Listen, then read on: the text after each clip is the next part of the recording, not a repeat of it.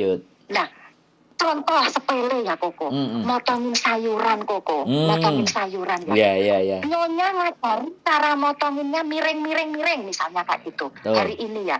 Terus besok aku waktu sayuran itu aku potong miring-miring, dia masih bilang gini, siapa yang nyuruh kamu motong sayuran kayak gitu? Loh, kemarin kan Nyonya ngajarin aku motongnya seperti ini. Emangnya sayuran kayak gitu cuma bisa dimasak seperti itu? Sayuran kayak gitu kan bisa di model-model masakan macam-macam. Kamu tuh nggak usah sok pinter, katanya gitu. Kamu tuh nggak usah sok pinter. Kamu tuh kalau mau mengerjakan apa-apa itu tanya dulu sama aku, katanya gitu. Oke. Lain waktu Koko, saat mau masak aku tanya, Nyonya, ini sayuran mau dimasak apa? Mau dipotong bagaimana? Jawabannya gimana Koko? Kamu kerja di sini sudah berapa lama? Kamu motongin sayuran kayak gitu nggak bisa. Apa harus tanya aku? Kalau aku nggak ada di sini, terus kamu nggak bisa kerja, kamu nggak makan, katanya gitu. Repot toh Koko. Iya, bahasain.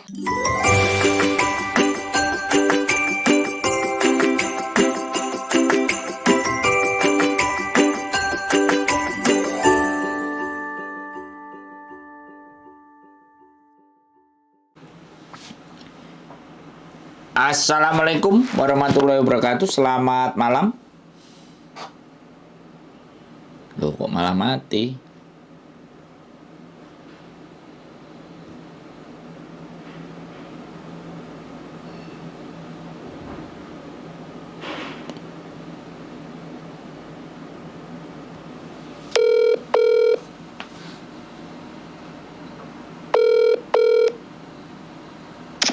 Assalamualaikum Koko. Waalaikumsalam warahmatullahi wabarakatuh. Berjumpa lagi dengan saya Wong Ganteng sak donyo. Ada yang bisa dibantu, mohon untuk tidak menyebutkan nama dan identitas siapapun atau apapun. Yes. Minta waktunya ya Koko. Mau bantu ponaang itu seperti tadi yang udah saya WA-kan, tapi dia masih bisakah Koko? Atau mungkin ke jurusan lain, maksudnya nggak ke Hongkong juga nggak apa-apa? Ya nggak apa-apa, ke Hongkong juga nggak apa-apa. Cuman sampean banyak nonton konten saya kan? Ya. Kontennya Miss Nui juga banyak kan? Bahwa Hongkong istimewa kan? Yes, saya sudah paham sekali dan itu pun tadi sudah sedikit saya kasih masukan ke dia gitu untuk terutama untuk menyiapkan mental karena setibanya di Hongkong itu tidak seindah foto profil kita yang di Facebook. Betul. Seperti itu Koko. Ya intinya dia umur 37 tahun memang masih non. Kenapa saya sarankan untuk nyusul saya ke Hongkong? Yo nasibnya kurang lebihnya hampir sama seperti saya. Makanya kan mumpung kalau memang bisa kan segera berangkat gitu loh Koko, kalau memang bisa kan untuk demi masa depan dia sendiri dan juga anak-anaknya gitu loh Koko. Proses itu tidak pernah ada masalah ya kan. Yang menjadi masalah adalah ketika sudah di Hongkong. Ya, saya paham banget yo. Insya Allah nanti mudah-mudahan kalau saya juga masih di sini, ya saya sih insya Allah masih ada di sini kalau masih diberi umur panjang, nanti biar ya pelan-pelan tetap saya gosok gitu loh. Wes, mantap. Insya Allah sih kalau untuk masalah tempaan hidup dia ya sudah kenyang. Insya Allah tahan banting lah insya Allah. Cuma mungkin hanya butuh penyesuaian namanya beda negara, beda kultur gitu ya Koko. Betul. Beda kebiasaan seperti itu. Jadi nanti ya pelan-pelan nanti insya Allah juga saya bantu untuk kasih gambarannya lah paling tidak. Boleh. Nggak ada masalah. Tinggal dikirim aja foto KTP-nya dia. Nanti biar orang PT yang akan menghubungi terus bikin biodata. Terus nanyain bagaimana dan seperti apanya. Gitu aja. Berarti ini gini ya Koko, nanti biar saya kasih nomor kontaknya Koko ini ke dia, biar dia sendiri langsung yang kirim ke Koko gitu ya? Boleh. Ya memang seharusnya begitu. Yang mau proses yang telepon bukan saudaranya. Heeh. Ya, ya karena dia kan masih bingung, dia masih tanyanya bingung juga terutama masalah umur. Apa masih bisa bule? Dia bilang kayak gitu sama saya. Yo nanti tak coba tanyakan dulu. Saya bilang kayak gitu tadi sama dia. Terus saya bilang sama dia, yang penting kamu niat, ada tekad, terus nekat. Saya bilang kayak gitu sama dia. Yo Kak, kalau melihat dari kegalauan dia di Facebook itu saya wes untuk apa sih masih bertahan di Indonesia untuk sementara ini saya pikirannya seperti itu sih Koko. Karena saya sendiri jujur saya yang sudah hampir 10 tahun di sini aja untuk kembali ke Indonesia ya belum siap gitu. Jadi belum siap.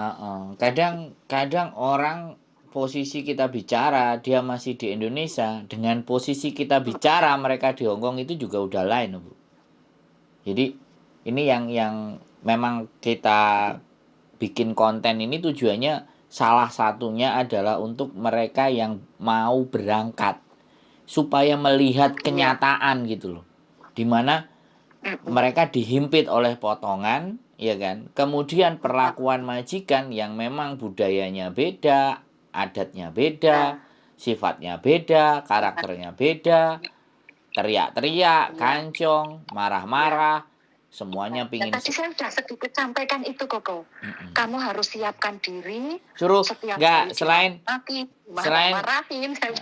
selain cerita itu kasih konten aja, kasih konten juga, suruh nonton persiapan. Jadi yang sampai nggak dikasih makan, ya kan, kerjaan sampai jam 12 malam. Jadi penderitaan. Tanyakan dulu Koko. Kenapa? Untuk proses seperti itu karena dia agak kekhawatiran mungkin dari segi biaya. Untuk biaya tetap modal potong gaji tak Koko? Ya kan sudah umum. Hong Kong itu potong gaji, kecuali anak-anak yang sudah X, yang punya duit, terus berani bayar di muka. Nah itu baru, itu bisa. Ya karena kemarin tadi tanya. Soalnya saya nggak punya modal bule, dia bilang kayak gitu. Saya bilang ke dia, itu nanti bisa dirembuk, saya bilang kayak gitu. Tapi biasanya potong gaji, aku bilang kayak gitu. Iya, modalnya semuanya kan dengkul. Iya. Loh, coba yang itu tadi pokok niat, semangat. Nah, modalnya kan tekad. Nah, kalau udah kayak sampean 10 tahun itu Bian kalau ditanyain Bian awal berangkat piye ya ngangong gitu. Bener Koko. Dan saya tuh bayangannya aku nanti sampai di Hong Kong itu gimana, bagaimana, seperti itu sedangkan bahasa bahkan sampai sekarang itu bahasa saya masih istilahnya pecotot Koko, 10 tahun di sini. Ya tapi alhamdulillah bertahan satu majikan saya Koko. Berarti ini kan the best. Ada kekurangan, ada kelebihan saya yang bisa dilihat oleh majikan kan seperti itu. Makanya kan itu yang harus di-share. Jadi yang harus dibagi itu kekuatannya sampean, kesabarannya sampean, menghadapi majikan. Ini yang harus dinaikkan. Selama ini kan yang naik yang sudah susah, yang sedih-sedih, ya.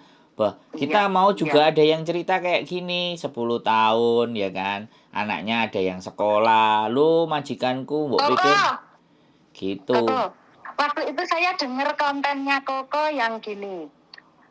Kita selama ini belum pernah ada, maksudnya bikin vlog yang menceritakan DMI, TKW yang dari perjuangan awal 0 sampai akhirnya dia bisa menguliahkan anak gini gitu kayak gitu pernah Koko bikin vlog seperti itu? Lah iya. Saya nyimak itu Koko. Saya nyimak.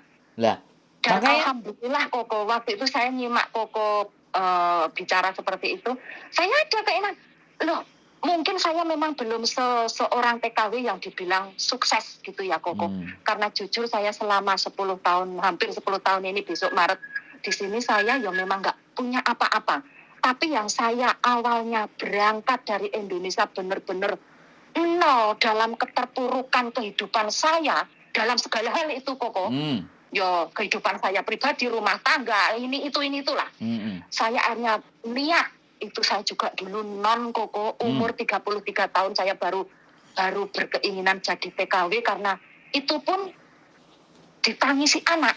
Saya pengen sekolah Bu, kalau ibu tidak cari uang yang gede, aku nggak bisa sekolah. Padahal aku masih pengen nerusin kuliah dulu kan anak pertama saya Anak saya 3.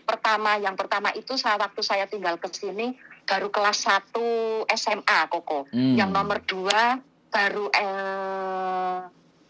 baru SD mau naik ke SMP. Terus yang paling kecil itu baru umur 3 tahun, Koko. Saya dengan derita saya, tangisan saya, itu saya niatkan saya berjuang demi menyembadani keinginan anak-anak saya. Mantap. Yang saya dulu juga diremehkan, disepelekan orang yang katanya karena apalagi notabene-nya seorang perempuan gitu ya, kok pengen ngayai anak 3 gitu ya. Betul. Benar kok. Akhirnya saya di situ yang buat saya bertahan di Hong Kong, berusaha untuk kuat, sabar, sampai detik ini. Ya alhamdulillah, Koko, anak saya yang pertama dia bisa masuk di UNS Solo. Amin, alhamdulillah. Lulus 2 tahun yang lalu, bahkan sudah hampir mau ya masuk ke 3 tahun ini dia sudah bekerja. Mantap. Alhamdulillah. Yang nomor 2 cuma lulus STM karena saya suruh kuliah, dia belum minat. Dia kepingin, enggak Bu, aku mau cari duit. Dia bilang kayak gitu karena cowok.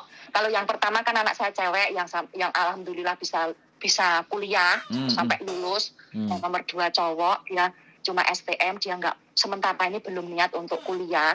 Dia mau kerja dan alhamdulillah juga dia sudah bekerja. Dan saat ini yang paling kecil anak saya itu cowok, kelas 2 SMP. Saya masih bertahan di sini karena saya ingin menyelesaikan studi anak saya yang nomor 3. Dan saya jujur, Koko, celengan tabungan saya selama di Hong Kong yang bisa dibilang berwujud, mungkin bisa jadi ndel-ndel saya. Itu cuma saya punya cicilan KPR rumah, Koko, yang buat saya bertahan sampai sekarang masih di Hong Kong. Karena setoran saya per tahunnya itu 2.300.000. Saya mikir, Koko, kalau saya mau cari di Indonesia per bulan 2.300.000 harus itu wajib ya, Koko, yang namanya kredit ya. Yoi. Ya jujur saya berani gitu loh, Koko. Siap. Sedangkan saya di sini alhamdulillah awal saya masuk majikan pun, Koko, dia kan punya warung, majikan saya itu warung kayak siomay, jongpen, jaumin seperti itu. Itu saya ya pekerjaan rumah, ya riwari ke warung meskipun hanya cuma bantu-bantu gitu ya.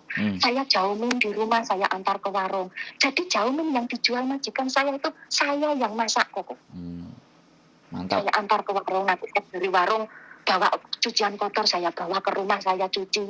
Seperti terus nanti masih wirawiri disuruh belanja ini itu sambil saya di rumah nunggu telepon majikan bersih-bersih rumah dan segala sesuatu.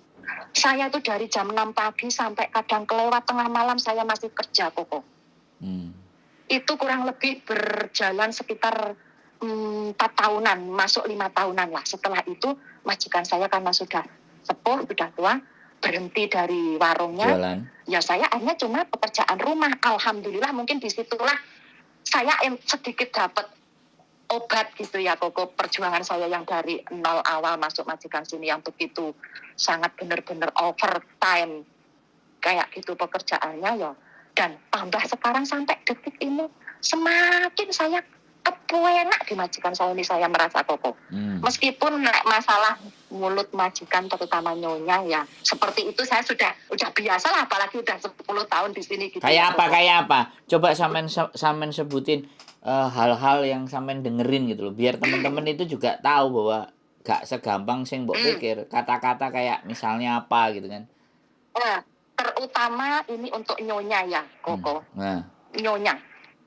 Dari hal-hal yang sepele menurut saya ya, tapi kalau menurut orang Hong Kong mungkin itu bukan hal sepele. Ya, apalagi buat kita orang Indonesia lah. Nah, pokoknya sing kenek di hati nih sampean itu loh, sing mak jelek. Kok koyok ngene. Nah, itu coba. Sampai detik ini, saya ikuti sampai detik ini bertahun-tahun, Koko. Saya itu selalu dianggap bodoh. Kemjon. Lei kemjon lah gitu. Kalimatnya diucapin dong, kalimatnya diucapin. Lei kemjon. Gini. Kemku aja lah. Nah. Dong main ya. Nih, Koko yuko disamain kayak anak babi itu loh, Koko bahasanya gimana? Kayak arek cilik kayak anak kecil aja nggak ngerti gitu ya. Kok anak kecil kayak anak babi, bukan anak kecil, Oh, Koko. kok kamu itu kayak anak Itu babi dibilang aja yang klopak-klopo gitu? iya, Luar bukan kok anak biasa. kecil, anak babi. Tapi Ah. dengan bahasa sini aku tuh paham omongannya orang, tapi kadang aku kalau mau ngomong itu susah gitu loh, Koko. Seperti itu terus aku kerja bertahun-tahun di sini. Selama ini yang mengerjakan itu semua siapa kalau bukan saya? Tapi sama nyonya saya itu saya selalu dianggap semakin kesini itu saya semakin apa-apa nggak bisa. Saya itu dinilai semakin goblok, semakin bodoh, semakin matu emsek cow. Saya Emsik itu kok. co gitu. Iya. Nggak ngerti apa-apa. Terus Artinya apa? sepele contoh ya, Koko. Emsik co itu artinya apa? Motongin sayuran. Nggak ngerti apa-apa gitu. Gimana? Msek cow itu nggak bisa kerja. Msek cow itu kan Oh, nggak bisa kerja, oke. Ya, Heeh. msek cow itu le kemloy coha itu msek cow. Oh, kesuwen Jadi nyambut kayak ini. kamu lama kerja di sini tapi kamu nggak bisa kerja gitu loh, Oh Koko. iya, siap. Kurang Lanjut. lebihnya seperti itu. Lanjut. Nah, contoh sepele ya, Koko. Motongin sayuran, Koko. Motongin sayuran ya. Iya. Nyonya ngajarin cara motonginnya miring misalnya kayak gitu. Tuh. Hari ini ya. Terus besok aku waktu sayuran itu aku potong miring-miring, dia masih bilang gini, siapa yang nyuruh kamu motong sayuran kayak gitu? Loh, kemarin kan nyonya ngajarin aku motongnya seperti ini. Emangnya sayuran kayak gitu cuma bisa dimasak seperti itu? Sayuran kayak gitu kan bisa di model-model masakan macam-macam. Kamu tuh nggak usah sok pinter, katanya gitu. Kamu tuh nggak usah sok pinter. Kamu tuh kalau mau mengerjakan apa-apa itu tanya dulu sama aku, katanya gitu. Oke. Lain waktu Koko, saat mau masak aku tanya, Nyonya, ini sayuran mau dimasak apa? Mau dipotong bagaimana? Jawabannya gimana, Koko? Kamu kerja di sini sudah berapa lama? Kamu motongin sayuran kayak gitu nggak bisa. Apa harus tanya aku? Kalau aku nggak ada di sini, terus kamu nggak bisa kerja, kamu nggak makan, katanya gitu. Repot toh, Koko. Iya. Bahasain Kantonis. Bahasa Kantonisnya kayak yang itu tadi. Ya Allah. Yo, kurang lebihnya gini. Iya. Katanya, mau sih ya. Lika toilet tim cita. Kaya ngolopan tap kamyong. Le emsek meh, le coy itu kay loya. Le co kamyong le emsek meh. Le besi ko juwi kamyong meh. Tahu artinya Koko? Itu kurang lebihnya tadi. Iya, benar. Ini sayuran tadi. Mau dimasak apa? Mau dipotong bagaimana? Dia jawabnya begitu. Kamu kerja di sini berapa lama? Kamu masak seperti itu emang belum pernah, Pak? Kok masih tanya aku? Seperti itu, Koko. Jadi tanya, yo keliru, nggak bertanya katanya sok pinter. Wah, sip. Ini cerita itu, bagus Koko. Ini konten bagus itu yang kayak gini nih. Lanjut, Bu. Lanjut. Sumpah Koko, ya Allah. Kadang di situ kalau pas pikiran saya ruwet mungkin karena yo ada kabar dari Indo masalah anak kah atau apakah gitu ya, Koko. Kadang aku tuh suka sebenarnya aku sok menganggap terserahlah kamu mau ngomong apa, mau nganggap aku apa, yang penting aku bekerja gajian selesai. Waktu gajian aku pikir seperti itu, tapi kan kita ini juga manusia biasa gitu loh, Koko. Kita juga punya perasaan. itu contohnya. Terus ada lagi, Koko, misalnya majikan, mungkin saya juga memaklumi majikan itu juga apalagi yang bekerja kayak gitu ya, dia capek. Di luar di tempat kerja mungkin dia ada masalah juga tapi kadang mereka juga dibawa-bawa ke rumah. Nanti sama babunya sama cecenya terus raut mukanya kelihatan Hoisam asam kayak gitu. Hoisam. Kita pun sebagai cecenya kan juga kadang di situ juga merasa nggak enak. Kita bekerja itu seberat apapun, sesibuk apapun, kalau kita sama-sama hoisam, bahagia, senang kan enak, Koko. Kita ngejalaninnya juga enak gitu loh, Koko. Siap. Itu kadang keluhan saya yang kadang selama ini waktu itu jujur ya, Koko. Setiap omongan majikan itu terutama nyonya itu, saya selalu hai. hai, oke, hoa. Hmm. Saya bisa dibilang nggak pernah namanya membantah, meskipun kadang pikiran saya memerintahkan otak saya itu untuk ngomong, itu udah muntuk-muntuk di ujung mulut saya. Tapi terus saya Tahan. berpikir, saya cooling down koko. Saya Saya tahan. masih butuh pekerjaan ini. Kalau saya terus ngomong, membantah, majikan saya nggak suka.